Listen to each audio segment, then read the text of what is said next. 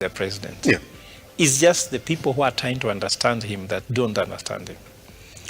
If you want to understand William Ruto, one thing, there's what you call mannerism.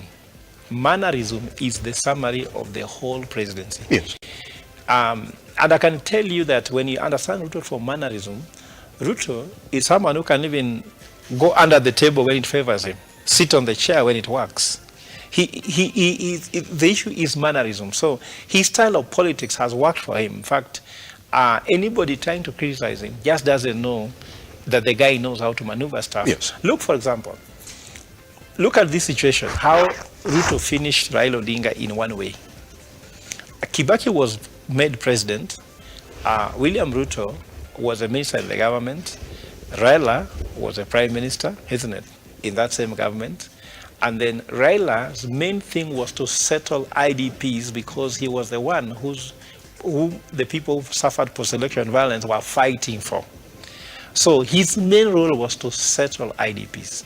Raila requested for some ministries and Kibaki said, no way, no way. So he was given Minister for Lands, which Orengo was sitting on. But he didn't know that even if you have a Ministry of Land, if you don't control Treasury, you can't do anything.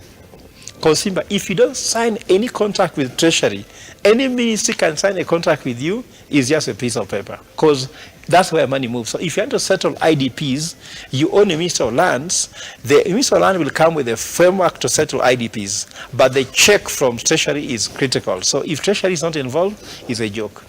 So with that involved, when Raila was making noise about IDPs, the project for environment came. So Raila was given the MAU. And when Raila was given the MAU, he started now clearing the MAU, saying this is a very important water tower, is the environmental feature. Raila was right environmentally. He was very right. Yes. But Ruto gathered the Kalenjin leader and told them, excuse me, rainfall do not come from trees. The rainfall comes from heaven. Remember that conversation? Does it? And Ruto was championing, they said, rainfall comes from where? From heaven, not from the trees.